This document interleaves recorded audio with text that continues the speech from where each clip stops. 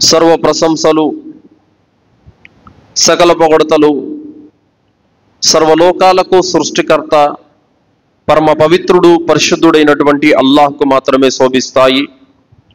అంతిమ దైవ ప్రవక్త ముహమ్మద్ రసూలుల్లా సల్లల్లాహు అలైహి వసల్లం వారిపై, గతించిన ప్రవక్తలందరిపై, ప్రవక్త ముహమ్మద్ సల్లల్లాహు అలైహి వసల్లం వారి కుటుంబీకులపై, ప్రవక్త సల్లల్లాహు అలైహి వసల్లం వారి ఉమ్మతుల సమస్త విశ్వాసులందరిపై అల్లాహ్ యొక్క శాంతి శుభాలు ఎల్లవేళలా కురియుగాక. ఆమీన్. సోదరులారా, నేటి జుమ్మా ప్రసంగం సహాబీలకు సాధ్యమైంది మనకెందుకు సాధ్యం కావడం లేదు. విశ్వాసం విషయంలో, ఆచరణ విషయంలో, విధేయత విషయంలో, ఆజ్ఞలను పాటించే విషయంలో, తక్వా విషయంలో, తౌబా విషయంలో, సత్కార్యాల విషయంలో సహాబీలు ముందంజలో ఉన్నారు. మరి ఆ ముందంజ, ఆ పాటి విశ్వాసం, ఆ పాటి సదాచరణ, ఆ పాటి తక్వా మనలో ఎందుకు లేదు? ఎందుకు లేదో కారణాలు తప్పనిసరిగా మనం తెలుసుకోవాలి. తెలుసుకొని మనము కూడా ఆ పాటి విశ్వాస స్థాయికి, ఆ పాటి సదాచరణ స్థాయికి, ఆ పాటి విధేయత స్థాయికి చేరవలసినటువంటి అవసరం మనలో ప్రతి ముస్లిం పురుషుడికి, ప్రతి ముస్లిం స్త్రీకి తప్పనిసరిగా ఉంది. సోదరులారా, అల్లాహ్ సుబ్హానహు వ తఆలా సూరా బకరా 137వ ఆయతలో అల్లాహ్ తాలా తెలియజేస్తున్నాడు, ఫఇన్ ఆమను బిమిస్లి మా ఆమంతుం బిహి ఫఖద్ ఇహ్తదౌ వఇన్ తవల్లౌ ఫఇన్నమా హుం ఫీ షికాక్ ఫసయక్ఫీకహుముల్లాహు వహువస్ సమీఉల్ అలీం. ఒకవేళ వారు మీరు విశ్వసించినట్లే విశ్వసిస్తే వారు కూడా సన్మార్గం పొందగలరు. ఒకవేళ విముఖత గనక చూపితే వైర భావానికి లోనై ఉన్నారన్నది స్పష్టం. వారి బారి నుండి రక్షించడానికి అల్లాహ్ చాలు. సోదరులారా, అల్లాహ్ తాలా ఇందులో సహాబీలను ఉద్దేశించి అంటున్నాడు, వారు సన్మార్గం పొందుతారు ఎప్పుడైతే మీరు విశ్వసించినట్టు వారు కూడా విశ్వసిస్తారో అప్పుడు అని అల్లాహ్ అంటున్నాడు. కాబట్టి అల్లాహ్ ఈ ఆయతులు సహాబీల యొక్క విశ్వాసాన్ని ఉదాహరణగా తీసుకున్నాడు. సోదరులారా, మొట్టమొదటిగా వారిలో తక్వా, దైవ భీతి అనేది సహాబీలలో నిండుగా పుష్కలంగా ఉండేది. సోదరులారా, ఒక్క నమాజు మిస్ అయిందంటే కూడా వాళ్ళు తమ జీవితంలో సర్వం కోల్పోయినట్లుగా బాధపడేవారు, ఏడ్చి ఏడ్చి తౌబా చేసుకునేవాళ్ళు. ఈరోజు మన జీవితంలో ఎన్నో ఫర్జు నమాజులు పోతున్నాయి, ఎన్నో ఇషా నమాజులు పోతున్నాయి, ఎన్నో అసుర్ నమాజులు పోతున్నాయి, ఎన్నో ప్రయాణాల్లో నమాజులు తప్పిపోతున్నాయి, ఎన్నో అనారోగ్య పరిస్థితుల్లో నమాజులు తప్పిపోతున్నాయి. అయినా కూడా మనకు చీమ కుట్టినంత కూడా యావలేదు. ఎందుకు? వారు అల్లాహతో అంతగా భయపడేటటువంటి వారు. రహస్యంగా కూడా వాళ్ళు పాపాలు చేయటానికి భయపడే వాళ్ళు. కానీ ఈరోజు మన పరిస్థితి ఎలా ఉందంటే, నలుగురిలో ఉన్నప్పుడు ఉత్తమంగా ఉంటున్నాము, రహస్యంగా పోయినప్పుడు, ఒంటరిగా ఉన్నప్పుడు ఏం చేసినా అడిగేవాడు లేడన్నటువంటి ధీమాతో తమ ఇష్టానుసారం అనేది ఈరోజు తన యొక్క ప్రవర్తన ఉంది. కావున తక్వా అనేది తప్పనిసరిగా అవసరము. అల్లాహ్ సుబ్హానహు వ తఆలా 59వ సూరా అల్ హస్ర్ 18వ ఆయతలో అల్లాహ్ అన్నాడు, వత్తకుల్లాహ్, మీరు అల్లాహ్తో భయపడండి, ఇన్నల్లాహ ఖబీరుం బిమా తఅమలూన్, మీరు అల్లాహ్తో భయపడండి, మీరేమేమి పనులు చేస్తున్నారో అల్లాహ్ అన్ని చూస్తున్నాడు. ఇన్నల్లాహ అలీమున్ ఖబీర్, ఆయన బిమా తఅమలూన్, అల్లాహ్ ప్రతి విషయాన్ని కనిపెట్టుకునే ఉన్నాడు మీరేమేమి చేస్తున్నారో. కాబట్టి అల్లాహ్ కన్ను కప్పి మీరు ఏది చేయలేరు, అల్లాహ్ నుండి దాగి మీరు ఏ పని చేయలేరు. కాబట్టి అల్లాహ్తో మీరు భయపడండి అని అల్లాహ్ తాలా తెలియజేస్తున్నాడు. సోదరులారా, నేడు ముస్లింలలో దైవ భీతి అనేది ఏ విధంగా కనుమరుగైపోయిందంటే సోదరులారా, నేడు ముఖ్యంగా అకారణంగా సంతానాన్ని హత్య చేయడం అనేది ఈరోజు ప్రతి ముస్లిం కుటుంబంలో ఇది సర్వసాధారణమైపోయింది. 2 చాలు, ఇంకా ఎక్కువ మంది పిల్లలు మాకు వద్దు. 3 చాలు, ఇంకెక్కువ మంది పిల్లలు మాకు వద్దు. 1 అమ్మాయి 2 మగపిల్లలు చాలు, లేదా 2 ఆడపిల్లలు 1 అబ్బాయి చాలు అన్నటువంటి ఫ్యామిలీ ప్లానింగ్ తోటి గర్భసంచులు తీయించేయడము, గర్భాలు తొలగించేయడము, సంతానాన్ని ఆపుకోవటము, ఇలాంటి యొక్క పనులకు పాల్పడుతున్నారు. ఇది నిజంగా వాస్తవంగా చెప్పాలంటే దైవాన్ని, దైవ ఆజ్ఞలను ముమ్మాటికి ధిక్కరించడమే అవుతుంది. సోదరులారా, అల్లాహ్ సుబ్హానహు వ తఆలా ఖురాన్ గ్రంథంలో తెలియజేస్తున్నాడు, వలా తఖ్తులు వ ఔలాదుకుం ఖశ్యత ఇమ్లాక్, మీరు సంతానాన్ని పేదరిక భయంతో చంపకండి, ఎందుకంటే మీకు ఉపాధిని ఏ విధంగా ప్రసాదిస్తున్నామో వాళ్లకు కూడా అదే విధంగా ఉపాధిని ఇస్తామని అల్లాహ్ తాలా అంటున్నాడు. సోదరులారా, కావున ఈ సంతానం ఆపుకోవటం అనేది మహాఘోరమైనటువంటి పాతకం సోదరులారా. ఇది హత్య చేయడం లాంటిది సోదరులారా. అల్లాహ్ తాలా ఖురాన్ లో తెలియజేస్తున్నాడు, వలా యఖ్తులూన నఫ్సల్లతి హర్రమల్లాహు ఇల్లా బిల్ హక్, సత్యబద్ధంగా తప్ప ఏ ప్రాణిని హత్య చేయటాన్ని అల్లాహ్ సుతరాము ఇష్టపడడు. కావున ఎవరైతే సంతానాన్ని ఆపుకుంటారో అది హత్య చేయడం లాంటిది అని చెప్పడం జరిగింది. సోదరులారా, ఒకానొక సందర్భంలో కువైట్ లో ఒక సంఘటన జరిగింది. అది మీకు ఖచ్చితంగా తెలియచెప్పాలి. కువైట్ లో ఒక స్త్రీకి కడుపు నొప్పి వచ్చింది. సేమ్ టైంలో గర్భం కూడా ఉందన్న విషయం బయటపడింది. అయితే ఆ టైంలో ఆమె కడుపు నొప్పి బాధతో చాలా బాధపడుతూ ఉంది. దాదాపు 10-12 రోజులు హాస్పిటల్లో తిండి కూడా లేదు. కేవలం ముక్కు ద్వారా, పైపు ద్వారా మీకు జ్యూస్ మాత్రమే ఇస్తున్నారు. ఎంతటి భయంకరమైన పరిస్థితి అయిపోయిందంటే లేచి నడిచే పరిస్థితి కూడా లేదు. అటువంటి టైంలో మన ఇండియాకు సంబంధించినటువంటి ఆలింలు షేక్ ఫైజుల్లా మదనీ గారు, అబ్దుల్ హఫీజ్ మదనీ గారు, వీళ్ళిద్దరు పండితులు కువైట్ డాక్టర్ దగ్గరకు వచ్చి ఈ విధంగా పెద్ద ప్రాణానికి ప్రమాదం ఉంది, ఆమె చనిపోయే పరిస్థితి ఉంది, కావున ఈ టైంలో ఆ ప్రెగ్నెన్సీ తీయవచ్చు, ఇది హరాం కాదు, ధర్మంలో అనుమతి ఉంది అని చెప్పారు. అప్పుడు ఆ కువైట్ డాక్టర్ షేక్ మాజిద్ అలీ ఆయన పేరు, ఆయన ఏమన్నారంటే, ఆమె ప్రాణానికి ఎలాంటి ప్రమాదం లేదు, ఒక డాక్టర్గా మాకు తెలుసు, ఆమె ప్రాణానికి ఎలాంటి ప్రమాదం లేదు, కానీ ఈ చిన్న కారణం చేత ఆ పిండాన్ని గనక తీస్తే రేపు కయామతు రోజున అల్లాహ్ దగ్గర మేమేం జవాబు చెప్పాలి? మీరు గనక హామీ పత్రం రాసిస్తారా, తీర్పు దినం రోజున ఈ ప్రాణాన్ని తీసినందుకు మేము బాధ్యులమని ఆ డాక్టర్ సమాధానం చెప్పడం జరిగింది. ఆ హాస్పిటల్లో చాలా మంది యాజమాన్యము ఆ పిండం తీయడానికి కూడా భయపడిపోయారు సోదరులారా. అదే ఇక్కడైతే కన్ను మూసి తెరిచినంత సింపుల్ గా 2000కు 3000కు తీసి అవతల పడేస్తారు. దైవ భీతి అనేది, అల్లా భయం అనేది తీర్పు దినం రోజున ఈ పనికి గాను అల్లా దగ్గర మేము జవాబు చెప్పాలనేది విశ్వాసుల హృదయాల్లో ఉంటుంది సోదరులారా. ఆ విధంగా దైవ భీతి అనేది మన హృదయాల్లో ఎప్పుడు ఉండాలి. కానీ ఈరోజు ఏ ధైర్యంతో వీళ్ళు 2 పిల్లలు చాలని చెప్పేసి గర్భసంచి పేగు కట్ చేయిస్తున్నారు, ఇంకా మాకు బిడ్డలు వద్దు, మేము కనలేము అని చెప్పి, ఆరోగ్యం బాగలేదని చెప్పేసి గర్భసంచినే తొలగించేస్తున్నారు. అలాగే పుట్టేది ఆడపిల్లని చెప్పేసి ఆ విధంగా కొంతమంది పావుటిచ్చే వాళ్ళు కొంతమంది, వీరందరూ కూడా తీర్పు దినం రోజున అల్లాహ్ సమక్షంలో జవాబు చెప్పుకుంటారు. అల్లాహ్ సుబ్హానహు వ తఆలా వఇదల్ మౌదతు సుఇలత్, ఏ కారణం చేత నీ తల్లిదండ్రులు నిన్ను హత్య చేశారో నా పసిబిడ్డకు ప్రాణం పోసి అడిగినప్పుడు వీళ్ళేం సమాధానం చెప్పుకుంటారు? కావున సోదరులారా, ఇమామ్ నవవి రహమతుల్లాహి గారు తెలియజేశారు, ఏ స్త్రీ అయినా సరే గర్భసంచి పేగును కత్తిరించుకోవడము, లేదా గర్భసంచిని తొలగించుకోవడము, లేదా పుట్టేది ఆడపిల్లని చెప్పేసి ఆపుకోవటము, ఇవన్నీ కూడా హరాం. ఎంత హరాం అంటే అతి తీవ్రమైనటువంటి హరాం అని చెప్పారు ఆయన. అలాగే సోదరులారా, ఇంకా సలఫ్ పండితుల్లో కొంతమంది ఈ విధంగా తెలియజేశారు. ఫత్వా లజ్నతు దాయిమా 19/288, మహిళలకు గర్భసంచులు తీయించేయడము, సంతానాన్ని ఆపుకోవడము ఇది హత్య కిందికి వస్తుంది అని చెప్పారు. కావున రిజ్క్ నిచ్చేది అల్లాహ్ సుబ్హానహు వ తఆలా, సంతానాన్ని ఆపుకోవటం అనేది ఇది ముస్లిముల విధానం కాదు. అయితే సంతానాన్ని ఆపుకోవటము, గర్భసంచి తీయించేయడము అనుమతి ఉంది.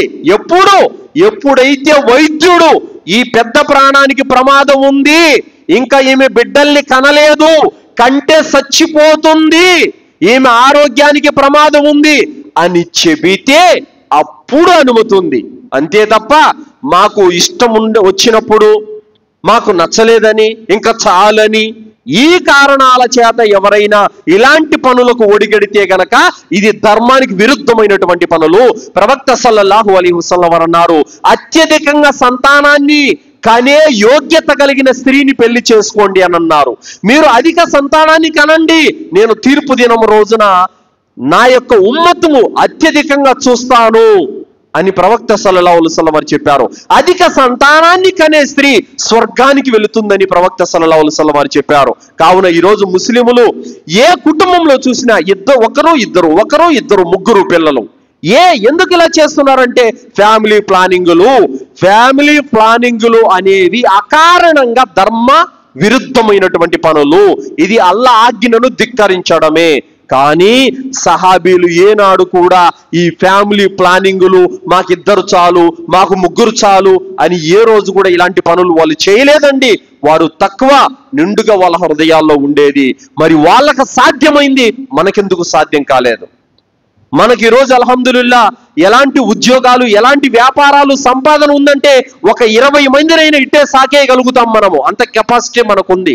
కానీ సహాబీలు ఉదయం తిన్నారంటే సాయంత్రం పస్తులు ఉండేవాళ్ళు, సాయంత్రం తిన్నారంటే ఉదయం పస్తులు ఉండేవాళ్ళు. అంతటి కటిక దరిద్రంలో ఉండేవాళ్ళు.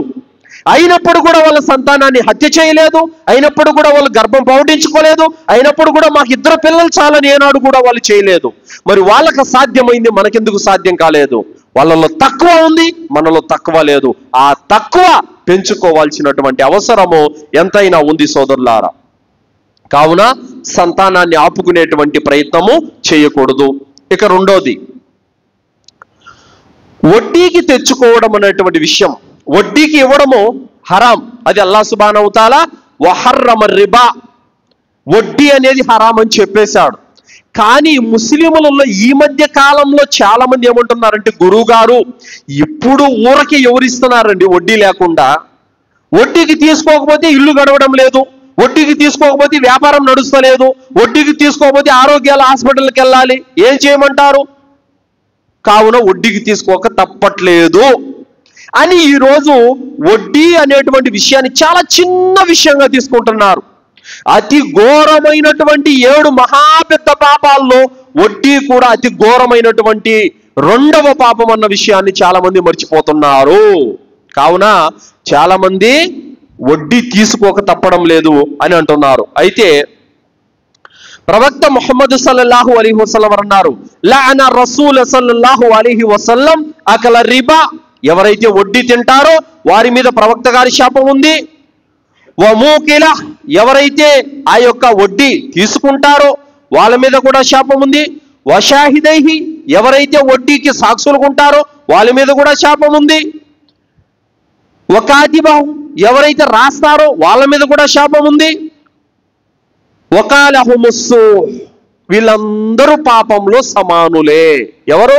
ఇచ్చేవాడు, తీసుకునేవాడు, సాక్ష్యం ఉండేవాడు, రాసేవాడు, వీళ్ళందరూ సమానులే పాపంలో అని ప్రవక్త సల్లల్లాహు అలైహి వసల్లం వారు చెప్పారు. అయితే ఇక్కడ మనకొచ్చే పాయింట్, ఆలోచన ఏమిటంటే, గత్యంతరం లేక తీసుకుంటున్నాము. ఇప్పుడు సహాబీలు ఎప్పుడైతే వడ్డీ హరాం, తీసుకోవటము ఇవ్వటము హరాం అని తెలిసిందో వాళ్ళు ఆకలికి తట్టుకొని పస్తులైన జీవితం గడిపారే గాని మనలాంటి సాకులు చెప్పి వాళ్ళు వడ్డీకి పాల్పడలేదు ఎప్పుడు కూడా. ప్రవక్త మీకేం ఎన్నైనా చెప్తారు. ఈరోజు చాలా మంది అదే అంటున్నారు, అరే భయ్ వడ్డీకి తీసుకోకూడదు, ఇది హరాం ఇస్లాంలో. అంటే వెళ్ళండి హజరత్, మీకేం ఎన్నైనా చెప్తారు, మీకు బాగా జరుగుతుంది, అందుకని మీరు ఎన్నైనా చెప్తారు. మా పరిస్థితి, ఈ మాట ప్రవక్తకు ఏ సహాబీ కూడా చెప్పలేదు. ప్రవక్త మీకేం ఎన్నైనా చెప్తారు, అది హరాం ఇది హరాం అని. మరి మా పరిస్థితి ఏంటి? ఆ హరాం పని జోలికి వెళ్ళకూడదనే కదా వాళ్ళు పస్తులుండింది. హరాం పని జోలికి వెళ్ళలేకనే కదా వాళ్ళు 1 పూట తిని 2 పూట పస్తులుండి ఆకలితో జీవితం గడిపింది. కావున మరి వాళ్ళు వడ్డీ జోలికి వెళ్ళలేదు.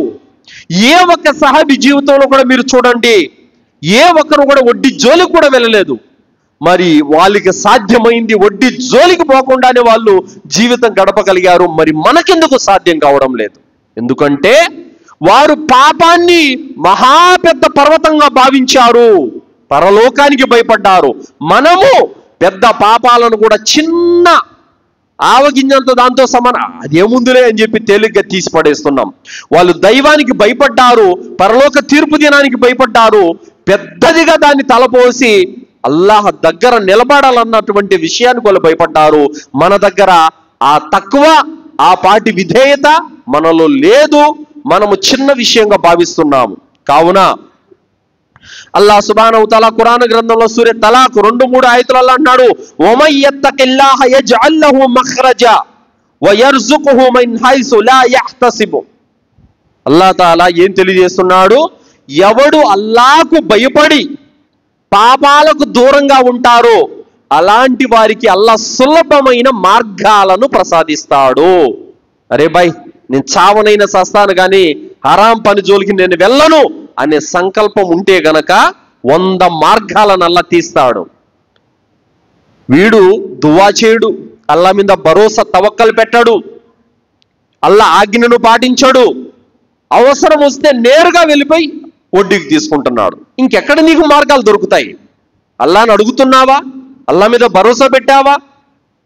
పదే పదే దువా చేస్తున్నావా?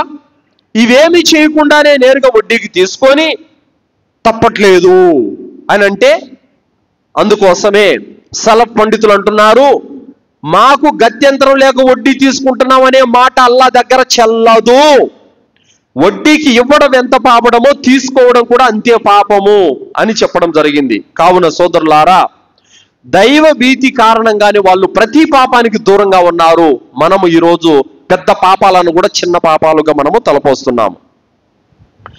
ఇబ్నే ఖయ్యూమ్ రహ్మతుల్లాహి గారు తెలియజేశారు, తక్కువ అంటే పాపాలను వదిలిపెట్టడము. ఏమన్నారు? తక్కువ అంటే పాపాలను విడిచిపెట్టడమే తక్కువ. పాపాలను విడకపోతే అది తక్కువ కాదు. 2వ పాయింట్, ప్రవక్త ముహమ్మద్ సల్లల్లాహు అలైహి వసల్లం వారికి పరిపూర్ణమైనటువంటి విధేయత చూపడం. సహాబీలు అనేవారు సమీఅనా వ అతాఅనా, మేము విన్నాము విశ్వసిస్తాము. అది ఎంత పెద్దదైనా కానీ మేము విన్నాము విశ్వసిస్తాము అనేటటువంటి మాటలు సహాబీలు పలికేవారు. మనమేమంటున్నాం? మేము వింటాం ఆచరించాం, మేము వింటాము దాన్ని వదిలిపెట్టేస్తాం అన్నటువంటి ఆలోచన నేడు ప్రజల్లో ఉంది. సోదరులారా, జంగే తాబూకి యుద్ధానికి 3 అగ్రగణ్య సహాబాలు ప్రవక్త సల్లల్లాహు అలైహి వసల్లం వారు జంగే తాబూకి రమ్మని చెప్పారు. కానీ 3 సహాబీలు ఆగిపోయారు. వాళ్ళెవరు? వాళ్ళల్లో 3 ఉన్నారు. Ka'b bin Malik, Murara bin Rabi, Hilal bin Umayya. వీళ్ళు 3 సహాబీలు ఆగిపోయారు, యుద్ధానికి వెళ్ళలేదు. ప్రవక్త సల్లల్లాహు అలైహి వసల్లం వారు యుద్ధం నుండి తిరిగి వచ్చిన తర్వాత వీళ్ళ 3 నగర బహిష్కరణ చేశారు. 3 నగర బహిష్కరణ చేసిన తర్వాత మదీనా పట్టణంలో వీళ్ళతో ఎవరే కానీ మాట్లాడకూడదు, వీళ్ళకెవరు సహాయ సహకారాలు అందించకూడదు, వీళ్ళకి ఎవరు వెళ్ళకూడదు, వారు ఒకరింట్లకి వెళ్ళకూడదు, భయంకరమైనటువంటి ఫత్వా ఇవ్వడం జరిగింది. అప్పుడు ఆ టైంలో 10 రోజులు గడిచిపోయిన తర్వాత మళ్ళీ ఒక ఫత్వా ఇచ్చారు. వీళ్ళు వీళ్ళ భార్యలతో కూడా కలవకూడదు అని చెప్పేసి ఫత్వా వచ్చింది. తీర్పు ఇచ్చారు ప్రవక్త గారు. ఏమండి, 4 గోడల మధ్యన నా భార్యతో కలుసుకుంటే ఏం ప్రవక్త వచ్చి చూస్తున్నాడా ఏంటి? అయినా కూడా వాళ్ళు భార్యను కూడా తగలేదు. సోదరులారా, ప్రవక్తకు అంతగా విధేయత చూపారు. అల్లాహ్ సుబ్హానహు వ తఆలా 50 రోజుల తర్వాత సూర తౌబాలో ఆయత్ దింపాడు. ఓ ప్రవక్త, ఏ 3 విషయమైతే వాయిదా వేయడం జరిగిందో ఆ 3 వైపున కూడా అల్లాహ్ మరలాడు. వాళ్ళు పాశ్చాత్తాప భావంతో అల్లాహ్తో కృంగిపోయారు, తౌబా చేసుకున్నారు. భూమి విశాలంగా ఉండి కూడా వాళ్ళకి భూమండలం ఇరుకైపోయింది, వాళ్ళ బ్రతకడమే కష్టమైపోయింది. అంతగా వాళ్ళు తౌబా చేసుకుని అల్లాహ్ వైపునకు మరలారు. అల్లాహ్ కూడా వాళ్ళ వైపునకు మరలాడు. చూసారా, ప్రవక్తకి ఎంతగా విధేయత చూపారంటే 4 గోడల మధ్యన భార్యతో, అరే నా భార్యతో నేను కలుస్తానయ్యా, ఆయన ఊరు చెప్పడానికి అనలేదు. సోదరులారా, ప్రవక్త చెప్పాడు, మేము పాటించాలి అన్నటువంటి ఒక తక్కువతోటి ప్రవక్తకు అంతగా విధేయత చూపే వాళ్ళు సహాబీలు. సోదరులారా, జంగే తాబుకి యొక్క సందర్భం ఎలాంటిది అనుకుంటున్నారు?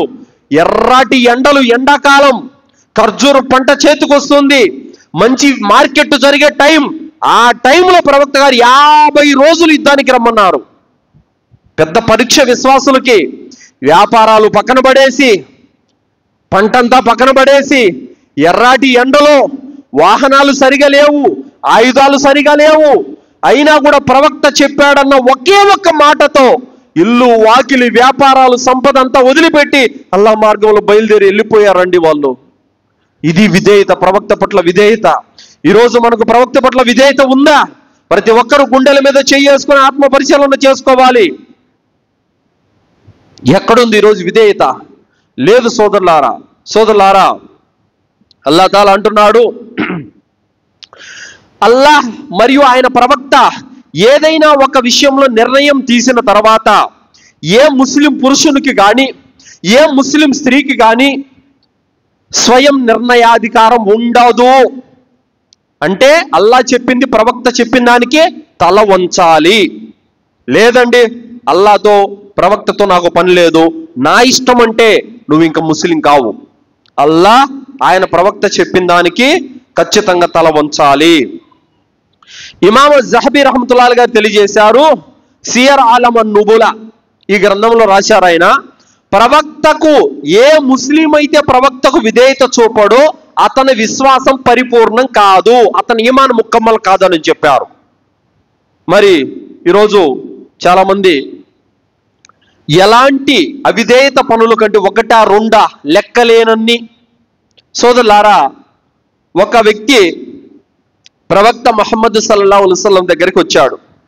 ఏలికి ఉంగరం పెట్టుకొని వచ్చాడు, బంగారు ఉంగరం పెట్టుకొని వచ్చాడు. ప్రవక్త సల్లల్లాహు అలైహి వసల్లం వారు, నీ వేలికి నేను అగ్గి నిప్పును చూస్తున్నాను అన్నారు. ఏం ప్రవక్త, ఇది పెట్టుకోకూడదా? హరాం, పెట్టుకోకూడదు, అది పడేశారు. ఒక ఆయన అన్నారు, దాన్ని అమ్ముకొని డబ్బులు తీసుకొని వేరే విధంగా లాభం పొందన్నారు. నిశ్చయంగా ప్రవక్త దేన్నైతే హరాం చేశాడో దాని జోలికి నేను ప్రాణం పోయినా కూడా పోనని చెప్పారు. మరి ఈరోజు ఎంతో మంది ముస్లిములు తమ వెంట్రుకలకు నల్ల రంగు వేస్తున్నారండి. నల్ల రంగు వేయడము హరాము. ప్రవక్త ముహమ్మద్ సల్లల్లాహు అలైహి వసల్లం వారు చెప్పారు, సహీ ముస్లిం 2102వ హదీసు, మక్కా విజయం రోజున అబూబకర్ రదియల్లాహు వారి యొక్క తండ్రి అబూ కహాఫా వచ్చారు. ఆయన వెంట్రుకలు గడ్డము అంత తెల్లగా నెరిసిపోయింది. ప్రవక్త సల్లల్లాహు అలైహి వసల్లం వారు అన్నారు, ఈయన గడ్డానికి తలకు గోరింటాకు తగిలించండి, నల్ల రంగు మాత్రం వెయ్యొద్దు, ఇది హరాం అన్నారు ప్రవక్త గారు. మరి ఈరోజు చాలా మంది నల్ల రంగు ఇస్లాంలో హరాం, ఏదైతే బయట దొరుకుతాయో వెంట్రుకలు నల్లగా మార్చడం అనేది ఇది హరాం. బంగారు వేసుకోవడం ఏ విధంగా హరామో నల్ల రంగు వేసుకోవడం కూడా హరామే. గోరింటాకు పెట్టుకోవడం హలాల్, అది ఆరోగ్యానికి కూడా మంచిదే. అలాగే అబూ దావూద్ 4212 హదీసు, నల్ల రంగుతో మోసం చేసేటటువంటి వారికి శిక్ష ఏమిటనంటే ప్రవక్త సల్లల్లాహు అలైహి వసల్లం వారు అన్నారు, తీర్పు ప్రళయ దినం కాలంలో, అంటే ప్రపంచం వినాశనమయ్యే కాలం దగ్గర కొంతమంది ముస్లిములు వస్తారు. వాళ్ళు తమ తలలకు నల్ల రంగు పెట్టుకొని ఉంటారు. పావురము యొక్క మెడలాగా వారి యొక్క తలలు ఉంటాయి. మరియు అలాంటి వారు స్వర్గం యొక్క వాసనను కూడా చూడలేరు అని చెప్పారు. ఎవరైతే తలకు నల్ల రంగు పెట్టుకుంటారో వాళ్ళు స్వర్గం యొక్క వాసన కూడా చూడలేరు అని చెప్పారు. తర్వాత ఈ నల్ల రంగు పెట్టుకోవడం అనేది మోసం అన్నారు. మోసం అంటే ఇప్పుడు ఒక వ్యక్తికి 70 ఏళ్ళు ఉంటాయి, నల్ల రంగు పెట్టుకొని కవర్ చేసుకుంటాడు. ప్రజలు ఏమనుకుంటారు, అతన్ని ఏ కుర్రాడు అనుకుంటారు. ఇది మోసం అన్నారు, ఇది అబద్ధం అన్నారు. కావున ఈ మోసం, ఈ అబద్ధం అనేది ఆ విధంతో కూడుకున్న ఈ నల్ల రంగు పెట్టుకోవడము ఇస్లాంలో హరాము. అలాగే ఇబ్నే అబ్బాస్ రదియల్లాహు యొక్క ఉల్లేఖనం ప్రకారం ప్రవక్త సల్లల్లాహు అలైహి వసల్లం వారు తెలియజేశారు, ఈ విధమైనటువంటి అతను ఏదైతే ఉంగరం పడేశాడో అది ప్రవక్త సల్లల్లాహు అలైహి వసల్లం వారు వద్దన్నారు, వారించారు, అతను దాని జోలికి వెళ్ళలేదు. నల్ల రంగును ప్రవక్త గారు వారించారు, హరాం అన్నారు. మనమే గనక ముస్లిములమైతే, మనమే గనక ప్రవక్తకు విధేయత చూపే వాళ్ళమైతే మనము దాని జోలికి వెళ్ళకూడదు.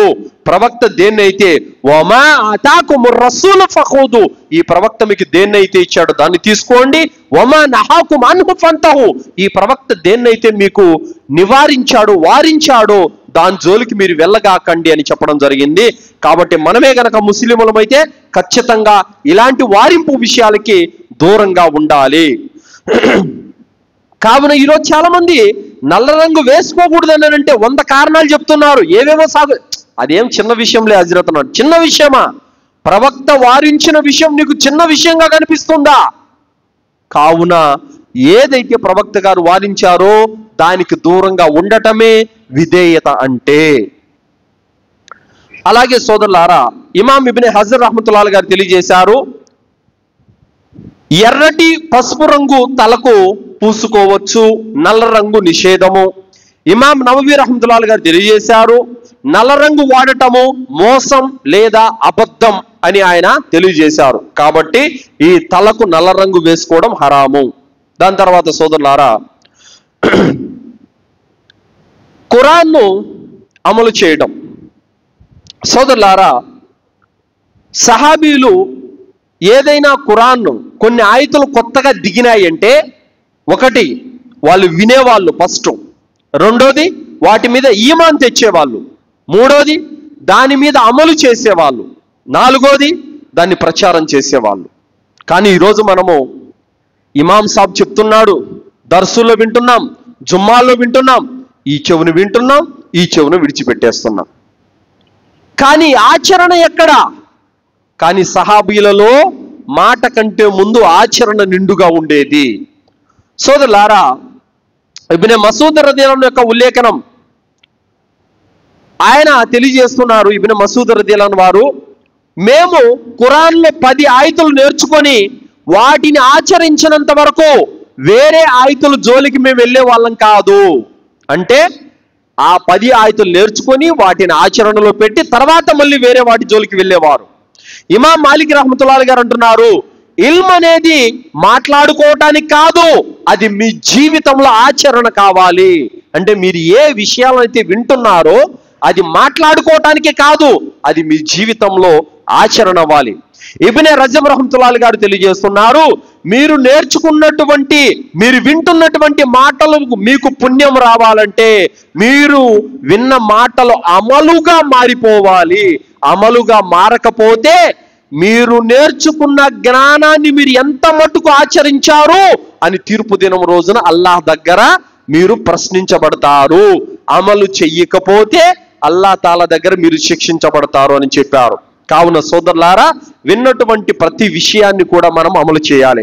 ఇమాం హసన్ బస్రీ రహ్మతుల్లాహి గారు తెలియజేశారు, జ్ఞానం విన్న ప్రతి వ్యక్తి మునాఫిక్ కాకుండా ఉండాలంటే ఏమన్నారు? ఇమాం హసన్ బస్రీ రహ్మతుల్లాహి గారు అంటున్నారు, మీరు అల్లాహ్ దగ్గర మునాఫిక్ కాకుండా ఉండాలంటే నేర్చుకున్న దాన్ని అమలు పెట్టండి, నేర్చుకున్న దాన్ని అమలులోకి తీసుకురండి. అమలులోకి తీసుకురాకపోతే మీరు మునాఫికే అని అర్థం. కాబట్టి తెలుసుకున్న విషయాలను మనము అమల్లో పెట్టాలి. దాని తర్వాత సహాబీల దృష్టిలో దునియాను సహాబీలు అల్పమైనదిగా చూశారు. మనం ఈరోజు దునియాని మహా గొప్పగా చూస్తున్నాము, ఆఖిరత్కు మన దృష్టిలో విలువ లేదు. కానీ సహాబీలు దునియాను అల్పమైనదిగా చూశారు, ఆఖిరత్కు వాళ్ళు చాలా ప్రాధాన్యత ఇచ్చారు. అందుకే ప్రవక్త సల్లల్లాహు అలైహి వసల్లం వారు అంటున్నారు, కున్ ఫి దునియా కఅన్నక గరీబున్ ఔ ఆబిరు సబీలిన్, మీరు ఈ ప్రపంచంలో ఒక బాటసారిలాగా జీవితం గడపండి. ప్రయాణికుడు ఏం చేస్తాడు? పోతూ పోతూ చెట్టు కింద నీడ కనబడితే ఆ నీడ కింద కాసేపు కూర్చుంటాడు, మళ్ళీ వెళ్ళిపోతాడు, ఎక్కడ సంసారం చేయడు. ఆ విధంగా ఈ ప్రపంచంలో మీరు 3 నాళ్ళ కోసం వచ్చారంతే. పరలోకము నిజమైన స్థానం, దానికోసం మీరు తయారు చేసుకోండి, ఇహలోకం కోసం మీరు తయారు చేసుకోవడం కాదు అని చెప్పడం జరిగింది. కావున మనం ప్రయాణికుడులా, సహాబీలు కట్టుకోవడానికి సరిగా బట్టలు లేవనంటే వాళ్ళు చేసే వ్యాపారాలు, వాళ్ళు సంపాదించే సంపాదన ఈ లోకం కోసం బతికి ఉంటే వాళ్ళు కూడా మనలాగే బట్టలు కట్టేవాళ్ళు, వాళ్ళు కూడా మనలాగే తిండి తినేవాళ్ళు, వాళ్ళు కూడా మనలాగే వాహనాల్లో తిరిగేవాళ్ళు. కానీ వాళ్ళు పరలోకం కోసం పాటుపడ్డారు. అందుకోసమే ఈ లోకంలో బీదవాళ్ళుగా మిగిలిపోయారు.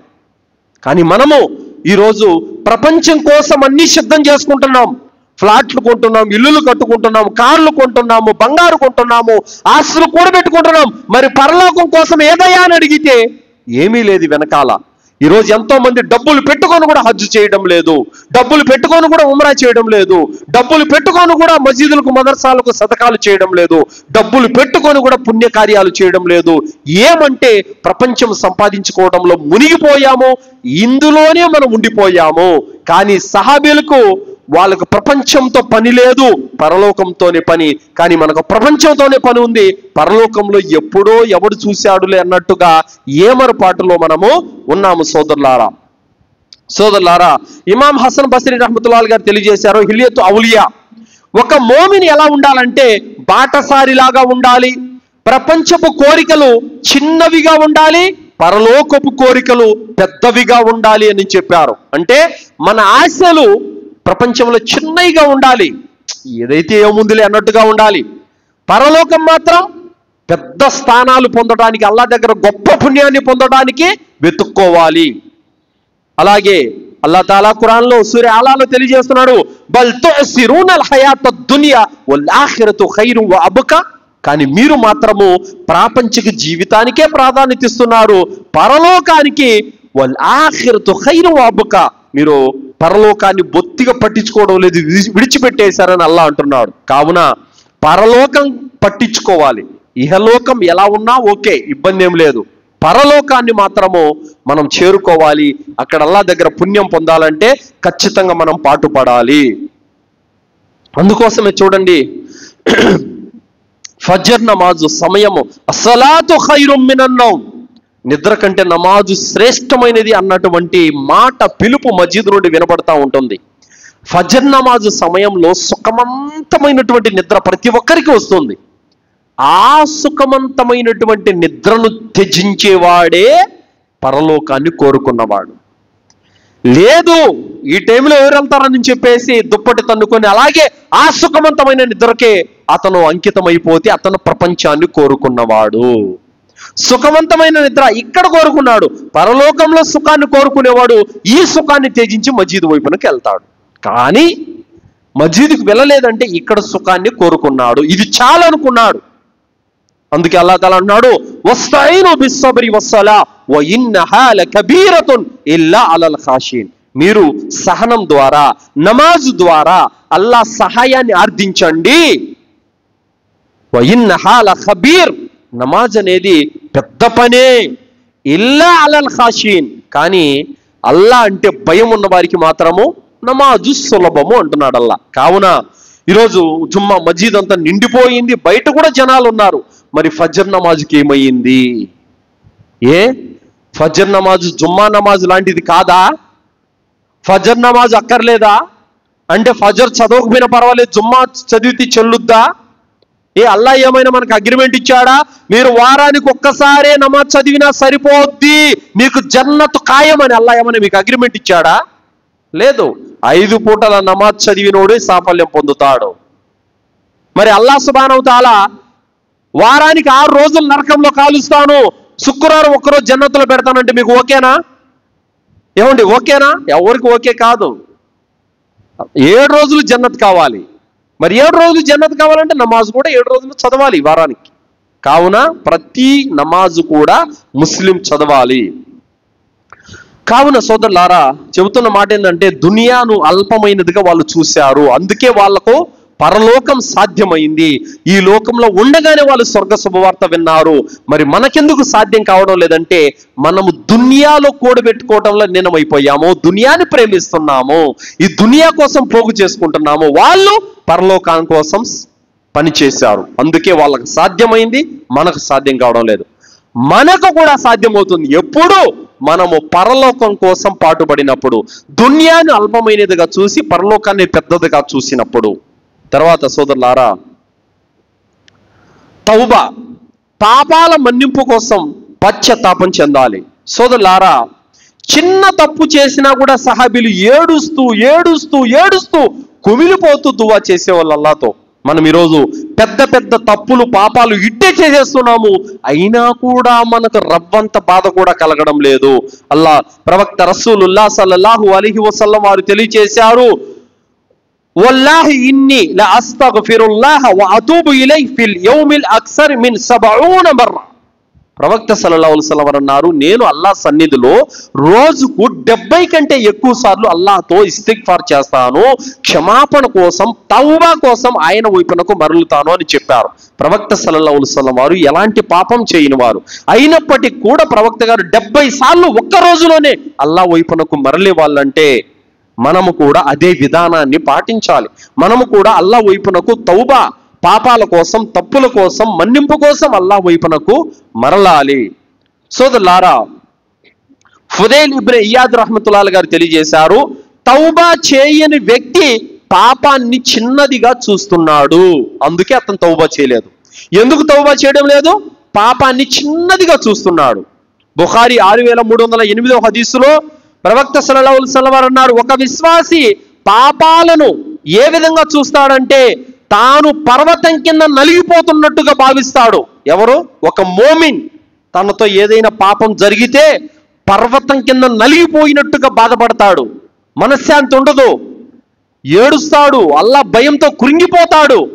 అదే ఒక మునాఫిక్ అయితే గనక ముక్కు మీద ఈగ వెళ్ళిపోతే అలా ఎలా అంటాడు, ముక్కు మన ముఖం మీద ఈగ వాలింది అనుకో ఏమంటాం, అలా అంటాం అంతే. ఆ విధంగా తన పాపాన్ని భావిస్తాడు. ఎవరు? ఒక మునాఫిక్. పాపం చేస్తాడు, బాధ ఉండదు, యాబ ఉండదు, అల్లా అంటే భయం రాదు. కానీ మోమిన్ చిన్న పాపం జరిగినా కూడా అల్లాహ్తో ఏడ్చుకుంటాడు, తౌబా చేసుకుంటాడు. కావున సోదరులారా, సహాబీలు ఒక నమాజ్ మిస్ అయినా కూడా ఏడ్చేవాళ్ళు అల్లాహ్తో. అల్లా మార్గంలో వాళ్ళు వెళ్ళడానికి కత్తులు లేవు, గుర్రం లేదు, ఒంటె లేనందుకు కూడా ఏడ్చేవాళ్ళు. అలాంటి ఆ జీవితాన్ని గడిపారు సోదరులారా. అంజలా రదియల్లాహు అన్హా వారు ఈయన పెళ్లి చేసుకున్నారు. ఒక్క రాత్రే తన భార్యతో సుఖాన్ని అనుభవించాడు.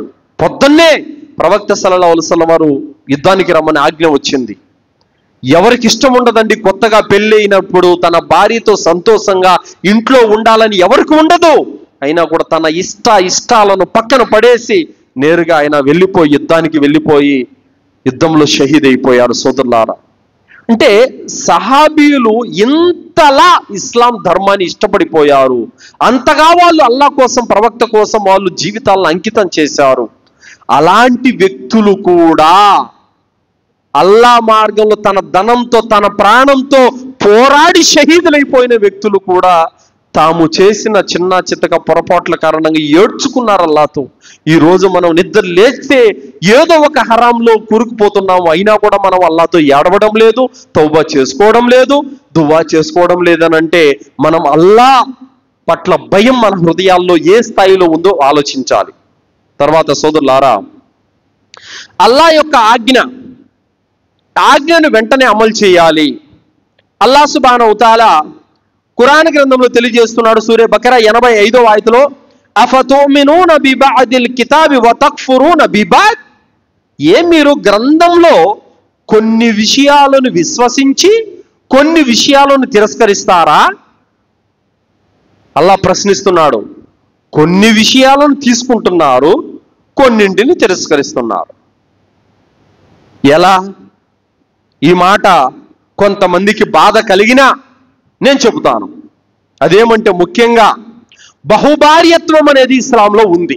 అల్లాహ్ సుబ్హానహు వ తఆలా సూరే నిసా 3వ ఆయతలో తెలియజేశాడు, 4 భార్యలను, 3 భార్యలను, 2 భార్యలను చేసుకునే అనుమతి అల్లాహ్ తాలా ఇచ్చాడు. మీరు న్యాయం చేయలేకపోతే ఒక్కామే మీకు ఉత్తమం అని కూడా అల్లాహ్ చెప్పాడు. మీరు న్యాయం చేయలేకపోతే ఒక్కామే ఉత్తమం అని చెప్పారు. కానీ ఈరోజు చాలా మంది ముస్లిం మహిళలు అల్లాహ్ నమాజ్ చేయమన్నాడు, ఓకే చేస్తాం. రంజాన్లో రోజాలు పెట్టమన్నాడు, ఓకే పెడతాం. దానాలు చేయమన్నాడు, చేస్తాం. హజ్ ఉమ్రా చేయమన్నాడు, చేస్తాం. కానీ అల్లాహ్ 2వ పెళ్లి చేసుకునే అనుమతి ఇచ్చాడు, ఇది మాత్రం మాకొద్దు అంటే అల్లాహ్ ఈ ఆయతలో ఏమంటున్నాడు? అఫతుమినూన బిబఅదిల్ కితాబ్ వ తక్ఫురూన బిబఅద్. అంటే గ్రంథంలో కొన్నింటిని తీసుకుంటారు, కొన్నింటిని తిరస్కరిస్తారా? అంటే తమ మనసుకు నచ్చినవి తీసుకుంటారు, తమకు నచ్చనివి తిరస్కరిస్తారా? ఇదే విశ్వాసి గుణం. సోదరులారా, ఈ మాట ఎందుకు చెప్తున్నానంటే, ఒక గొప్ప ధనవంతుడు ఒక వితంతువు యొక్క జీవితం నాశనం అయిపోవడం చూసి ఆమెకు జీవితాన్ని ఇచ్చాడు, పెళ్లి చేసుకున్నాడు.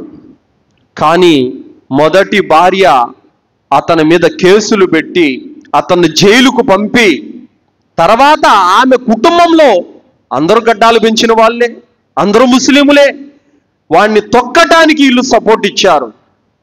కానీ మీరు జైలుకు పంపించింది, అక్కడ వాడిని నాశనం చేసింది మీరు వ్యక్తిని కాదు, అల్లా ఆజ్ఞను. ఏం సమాధానం చెప్పుకుంటారు అల్లా దగ్గర రేపు? అంటే అల్లా యొక్క ఆజ్ఞ మీకు నచ్చడం లేదు, అల్లా యొక్క హుకుం మీరు తీసుకోవడం లేదు, మీ మనసు అంగీకరించడం లేదు, మీ బుద్ధి ఏది చెప్తే అది తీసుకుంటున్నారు, అల్లా ఇచ్చిన ఆర్డర్ను మాత్రం మీకు పక్కన పెట్టేస్తున్నారు. అలాంటి వాళ్ళు ప్రవక్త సల్లల్లాహు అలైహి వసల్లం వారు చెప్పారు, ఏ స్త్రీ అయితే తన రెండవ భార్యకు విడాకులిమ్మని కోరుతుందో అలాంటి స్త్రీ స్వర్గం యొక్క వాసనను కూడా చూడలేదని చెప్పారు. సోదరులారా, ఒక వితంతువుకు జీవితాన్ని ఇవ్వడం అల్లాహ్ మార్గంలో షహీద్ అయిపోయినటువంటి వ్యక్తితో సమానం. మరి అతని దగ్గర ధనం ఉంది, ఆరోగ్యం ఉంది, అతను న్యాయం చేసే శక్తి ఉంది, అన్ని విధాలుగా అల్హమ్దులిల్లా ధర్మ మార్గంలో ధర్మ పద్ధతిలో అతను చేసుకుంటే, కొంతమంది ముస్లిములు ధర్మ జ్ఞానం కలిగి ఉండి కూడా తన బిడ్డకి ఏదో అన్యాయం జరిగిపోయింది అన్నట్టుగా వాడిని జైలు పాలు చేశారే. ఈ విధమైనటువంటి సమస్యలు చాలా మా దృష్టికి వస్తున్నాయి సోదరులారా.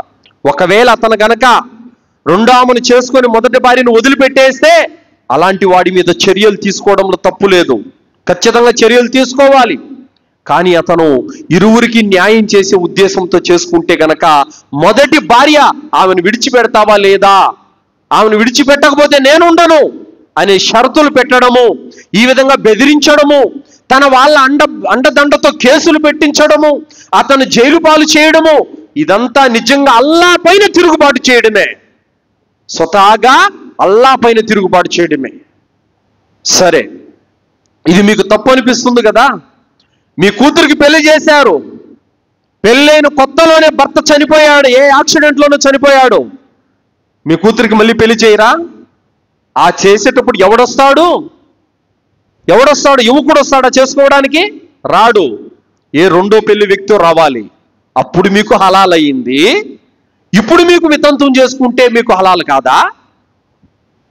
కావున సోదరులారా, ఈ విధమైనటువంటి షేక్ అల్ మునాజిద్ రహమతుల్లాహి అలైహి గారు, ఈయన ఒక గొప్ప పండితులు. ఈయన ఏం చెప్పారంటే, ఏ స్త్రీ అయితే రెండవ పెళ్లి చేసుకున్న తన భర్త మీద ఒత్తిడి తీసుకొని వచ్చి రెండో పెళ్లి చేసుకున్నందుకు వేధిస్తుందో బాధిస్తుందో అలాంటి స్త్రీ నరకానికి పోతుందని చెప్పారు. ఎంత కఠినమైనటువంటి హెచ్చరికలు ఉన్నాయంటే, ఈరోజు పండితులు కూడా ఈ మాట సమాజానికి చెప్పడానికి భయపడుతున్నారు. ఎందుకు భయం? ఆజ్ఞ, అల్లా యొక్క ఆజ్ఞ ఉంది, స్తోమత ఉన్నవాడు చేసుకోవచ్చు. కానీ ఈరోజు అలా చేసుకునే వారిని ముప్పు తిప్పలు పెడుతున్నారు. అలాంటి స్త్రీ ఎంత చక్కగా బురకా వేసుకున్నా, 5 పూట్ల కాదు 50 పూట్ల నమాజులు చేసినా, రంజాన్ కాదు సంవత్సరం అంతా రోజాలు పాటించినా ఆమె రేపు అల్లా దగ్గర నష్టపోతుంది. కావున ఏమనాలి? సమీఅనా వ అతాఅనా, అల్లా ఇది నీ ఆజ్ఞ, నేను విన్నాను విశ్వసించాను అని చెప్పాలి. కానీ రెండో పెళ్లి మూడో పెళ్లి చేసుకోవడం ఫర్జ్ ఏమి కాదు, తప్పనిసరి ఏమి కాదు. కానీ ఎవరి జీవితమైనా నాశనం అయిపోయి ఆమె వితంతువై ఉంటే, లేదా అవసరం ఉంటే అలాంటి తరుణంలో స్తోమత ఉన్నవాడు, స్థితి ఉన్నవాడు చేసుకుంటే తప్పు లేదు. అలాంటి వాళ్ళకి సపోర్ట్ చేయాలి తప్ప వద్దని బెదిరించడము, అలాంటి వారిని ఆపటము, విడాకులు ఇప్పించడము, కేసులు పెట్టడము ఇది ఒక ముస్లిం విధానం కాదు. మనం ఆత్మ పరిశీలన చేసుకోవాలి. అల్లా ఇచ్చిన ప్రతి దాన్ని మేము ఇష్టపడాలి, అప్పుడే ముస్లింలం అవుతాము. అంటే మాకు నచ్చినవి తీసుకుంటాం, నచ్చనివి వదిలిపెట్టేస్తాం, తిరస్కరిస్తాం. ఇలాంటి వాడు ఎలా ముస్లిం కాగలడు? ఖురాన్లో 114 అధ్యాయాల్లో ఏ ఒక్క వాక్యాన్ని మనము తిరస్కరించినా మనం కాఫిర్ అయిపోతాం. ఇది గుర్తుపెట్టుకోవాలి. లేదండి వడ్డీ అంటే నేను వడ్డీ వ్యాపారం చేసుకుంటాను, అది హరామ్ అని చెప్పకండి. నేను అన్నీ చేస్తా, అది ఒక్కటి చేయను అని అంటే కూడా నువ్వు కాఫిరే. నేను అన్నీ పాటిస్తాను, ఒక్క వ్యభిచారం మాత్రం మానుకోలేను అంటే కూడా నువ్వు కాఫిరే. నేను 114 అధ్యాయాల్లో 113 తీసుకుంటా, ఒక సూరాన్ని తీసుకోను అంటే కూడా నువ్వు కాఫిరే. కావున అల్లాహ్తో భయపడాలి. ముస్లిం మహిళలు ఇలాంటి యొక్క పరిస్థితులు వచ్చినప్పుడు ఓర్పు సహనంతో ఉంటే గనక అల్హమ్దులిల్లా అల్లాహ్ దగ్గర ఎంతో గొప్ప ప్రతిఫలం అనేది ఉంది సోదరులారా. సహీహ్ బుఖారీ 6601వ హదీసు, ప్రవక్త సల్లల్లాహు అలైహి వసల్లం వారు అన్నారు, ఏ ముస్లిం యొక్క స్త్రీ కూడా తన 2వ భార్యను లేదా 3, 4వ భార్యను విడిచిపెట్టమని లేదా విడాకులు ఇప్పించమని చెప్పకూడదు. ఎందుకంటే ఆమె ఓర్పు వహించాలి. ఆమె విధిరాతలో అల్లాహ్ ఏమి రాశాడో అతను ఎంతమందిని చేసుకున్నా కూడా ఆమెకు దక్కి తీరుతుంది. అల్లాహ్ విధిరాతలో ఏం పెట్టాడో అది ఖచ్చితంగా ఆమెకు వచ్చేస్తుంది. తర్వాత ఇమాం నవవి రహమతుల్లాహి గారు తెలియజేశారు, ఒక భార్య 2వ భార్యకు విడాకులు ఇమ్మని కోరడము ఇది షరియతులో హరాము. ఇబ్నే మసూద్ రదియల్లాహు అన్హు వారు తెలియజేశారు, సహాబీలు ఈ ఉమ్మత్తులో అతి ఉత్తమమైనటువంటి వ్యక్తులు, మీరు వారిని అనుసరించండి. ఎందుకంటే వాళ్ళు ఇస్లాంను పరిపూర్ణంగా ఆచరించి చూపిన వారు. ఏమన్నారు? మీరు సహాబీలను అనుసరించండి. ఎందుకు అనుసరించాలంట? ఈ ప్రపంచంలో సహాబీలు ఇస్లాంను పరిపూర్ణంగా ఆచరించిన వాళ్ళు, వాళ్ళ మార్గాన్ని పట్టుకోవాలి. ప్రవక్త సల్లల్లాహు అలైహి వసల్లం వారు 11 పెళ్లిళ్ళు చేసుకున్నారు. ఎప్పుడు కూడా నువ్వు 2వ ఆమెను ఎందుకు చేసుకున్నావు, 3వ ఆమెను ఎందుకు చేసుకున్నావు ఎప్పుడు చెప్పలేదు.